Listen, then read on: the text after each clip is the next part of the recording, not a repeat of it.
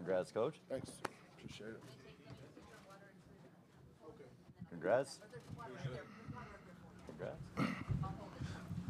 Congrats. Nice to see you. Next to you, better.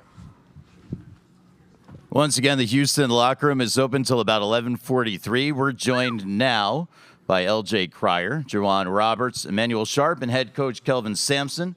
Coach, we'll ask for a statement, then we'll take questions first for the student athletes. Coach.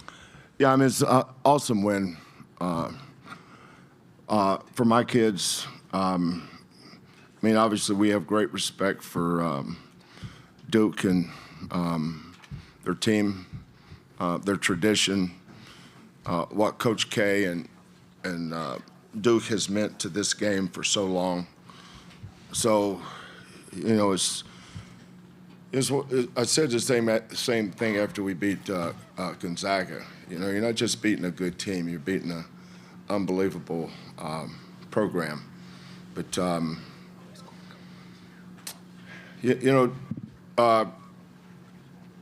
knew that Duke's defense was going to give us some problems because of their length. We spent a lot of time matchup hunting in the second half, trying to get the right matchup. The guy, by the way, that's a down and back for the old ball coach. I would not put up with that. I can't believe I have this in my pocket. Sorry about that. You're okay, Coach. When they got up to 14, you know, that's where we had a couple of things go right for us. Emmanuel hit a three. We got an offensive rebound. They missed a couple tough ones. But, you know, we held them to 37% the second half. You know, and we held that team to 67 points. So that was a tempo we could live with. We could not win this game in the 80s. We couldn't score 80. But I felt like we could win the game in the high 60s or low 70s. I felt that way going in. We have to depend on unscripted points a lot of nights. You know, unscripted points for us is second chance points. I think we had 19 second chance points. What's the difference in that running the most beautiful play in the world and somebody comes off a screen and you go, bravo, great play? There's 2 points. I mean, that's us. We're probably more of a offensive rebound, put it in for 2 than run the greatest play ever and have everybody go crazy because you executed something. But we had 19 second chance points. We scored 8 points off their turnovers, and we were under 10 on turnovers. I knew we weren't going to turn Duke over much because they don't turn it over. I mean, they're so disciplined. Flag got 27. Canepa made some shots, but we were really focused on those other guys. We did a great job of not allowing Proctor to turn the corner and get into paint off pin downs. He's so good at that. We stayed down on every shot fake that he had. He shot face and gets in the paint. When we ran at him, we stayed down on shot fakes. When he would come off a pin down, the guy guarding the ball would jump to the ball and make him pass it. So we did a great job on all the other guys. Canepa, you know, he made some tough threes. Cooper flagged, but Cooper was not going to beat us by himself. And I felt like if we could just hang in there, even when we were down 14, I think these guys will tell you what I was talking about in the huddle, was just hang in there. And I thought if we get it down to single digits, get it down to around 5, JoJo had the just boneheaded play. You know, he was so apologetic, almost in tears, I couldn't even get on him. He knew what he did wrong. That's one of those dudes, just leave him alone. He'll learn from that. But with that, it put him up 6, and then we got a rebound, go down and bang a 3. Now, once you get to 3, now there's game pressure. You know, it's a lot easier to finish the game when you're up 20. It's a lot harder when you got to finish it up 3 or up 4. even up 6. And that's why I said, don't foul. It's 6 points. That's only 2 possessions. So we wanted to, I put JoJo on the ball, and we tried to deny, encourage him to throw it long because JoJo's wingspan is 7'6½". So I thought we could take everything over the top and force him to throw it east and west, and that's where, the referee was counting so slow a couple of times that that's why I told him to go check. But then when I was looking at the replay, I said, it's probably only 3 as slow as he was counting. And then but, getting J1 to the free throw line, when we lost to Duke last year in Dallas, I didn't think we lost because we lost Jamal. I thought we lost because we lost JoJo Tugler to a broken foot at the end of February and Jamal. But the real reason was the free throw line. Javier was 2 for 7, and J1 was 3 for 8. It's a 3-point game. And so when we got to June, when our kids came to June, I gave a very impassioned talk about that. I don't know if these guys remember, but I told them, I said, we have got to change our mentality at the free throw line. And even though we only lost 4 games all year, a couple of those, the free throw line impacted 2 of those. So we had our kids make 150 free throws 7 days a week. I don't think J1 missed a day from June 2nd till we left on Wednesday. We left on Wednesday, right? So Tuesday night, I looked at what he shot from the free throw line with his 150 makes, and he shot 87%. That was his highest percentage he's ever shot. When he started this, it was at 66. So on his own, he went from 66 to 86. That wasn't the coaches. Give all the credit to him. He went to that free throw line every single day and made himself. So in that moment tonight, in the moment tonight when everybody was watching, he prepared himself when nobody was watching for that moment tonight. So God bless him. Proud of him. I told him last night at midnight I loved him. So probably almost midnight now. So just proud of these guys for what they've accomplished. Thank you, Coach. Both locker rooms are open till 11:53. We're taking questions for the Houston student athletes. We're going to begin up front with Myron. Myron Metcalf, ESPN for LJ and J1. When they went up 59-45, I think a lot of people thought it was over. Why wasn't it over for you all? LJ first. I mean, it ain't over because they still got time on the clock, and as long as there's time on the clock, we're going to go out there and give it our all. So we've been in positions like that before at Kansas. I don't remember how much we was down, but it was late in the game, and that game looked like it was pretty much over too. But somehow we ended up winning it. So, we just had to keep that belief and keep faith, and we got it done.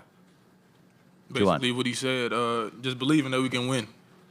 I feel like basketball is a game of runs, and, they went on their run. So I feel like once we started pressuring them defensively, turn them over, I think that triggers us offensively. So looking at the time and looking at the clock, I feel like we just believed in ourselves, and we had a feeling that we can still win the game. So Coach always tells us, just keep playing, fight, and never quit.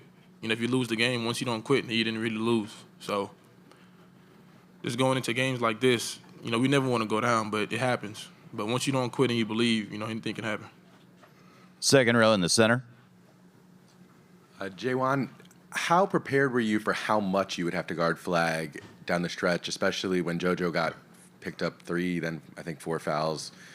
It seemed like you really picked up your responsibility and said that this is mine to handle. Was that your mentality going into the game? Was that something that evolved as the game went on?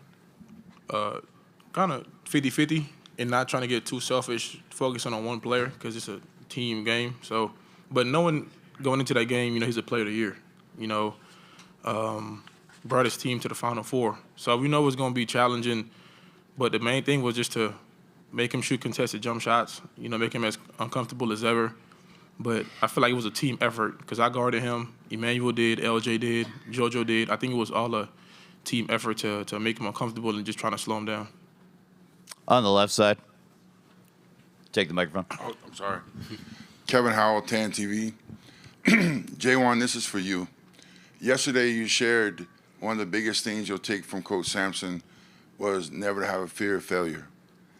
Going from 3-8 in the last game of last year, how excited were you to step towards the free throw line to put your team ahead?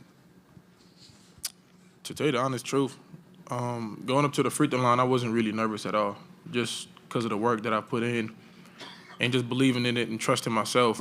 And I try not to get sidetracked by how big the stage is or the crowd getting into it. I just try to trust myself, focus on my routine, and trust my work. Like Coach said, I shoot 150 every night, so I don't treat those 2 free throws any different than if I'm in there by myself. So just stepping up to the line, just believing in myself and just trusting my work. Second row in the center. Yeah, Mark James, KJR, Seattle. It's for all you guys. All week long here, I heard about Duke, Auburn, Florida, and nobody was talking about Houston. Was that extra motivation for you guys? Did you guys feel just a sort of a level of disrespect that nobody was really giving you the credit you deserve? Start with LJ, then Juwan, then Emmanuel. Nah, I mean, I don't really pay attention to what other people say, honestly. I've been doing this whole year, I've been trying to stay off social media and stuff like that, so I really don't see those type of things. I try to just listen to Coach Sampson, and he believed we were the best team in the tournament, so that's the only person I listen to. I mean, everyone has an opinion. They can say what they want to say, but when you put 40 minutes on the clock and you put Houston against whoever, they're going to get our best shot. So we don't have to be mentioned in the greats or this and that. We'll take the underdog spot, and we'll just do what we do. Pretty much the same thing. Yeah, the whole year we've been focusing on ourselves, not focus on outside talk, and we that's how we operate. We just keep what's in our circle, and try to keep a chip on our shoulder, and that's how we play. In the back row on the right side. Isaac Bourne, Mid-Major Madness. J1, you've been at Houston. You've been wearing that jersey for 5 years now. What has kept you coming back? And now, to this point, you've seen so many things happen, and now you get to finally play for the first national championship game. Family, that's number one. I call all these guys my brothers, and all these coaches too. They take us under their wing and they make sure we're good. And I feel like when you come across, a bunch of people that's genuine and love you for you, I feel like you want to keep those guys close to you as much as you can. So, if I could be here for another 3 years, I would. But eventually, you got to come to an end. But I have a number of respect, for my coaches and players for even giving me opportunity, to play at the University of Houston and just know what comes with this and the culture. I wouldn't trade this for anything else in the world. We want to thank LJ, Juwan, and Emmanuel. They're going to get up and head back toward the locker room, which is going to remain open until somewhere in the neighborhood of 11:44 or 11:53. Depends on whose watch you're looking at right now. Thank you, guys. Thank you. First question for Coach Sampson is going to go to John Fanta. Let's see if we can get him the microphone. He is 4 seats off the aisle. There he is. John Fanta. Kelvin, to hear from your group that they are so locked in on everything. I know you've referenced culture all week long. A culture otherwise than the one you have does not win that basketball game. What can you say about this group's resolve and how much a moment like when you won at Allen Fieldhouse earlier this year you can recall in these moments? Well, we actually, I don't think we could play any worse, and we're down 6 at halftime. I mean, we had some. Our bench wasn't very good the first half, and that's something that we've been good at. I'm not going to call out who, but all 3 of those guys can play better. So instead of ranting and raving at halftime, I was probably more calm and positive because I thought that's what they needed. They know they played poorly, but we're only down 6, and we're not down 16. We're We're down 6. We were down to Purdue the other night, I think 5. We were down to Arizona in the Big 12 championship game, I think, by 5. I mean, being down, what's the problem? You know, it didn't matter to me that we were down to the team we were playing. We were down 6. That's a stop and a basket away from 4. But and we started off. I mean, our offense, we changed some things offensively the second half. And then started scoring. The problem was we were stopping them. Their first shot wasn't beating us. It was their second shot. They kept tracking down offensive rebounds. That's what was hurting us.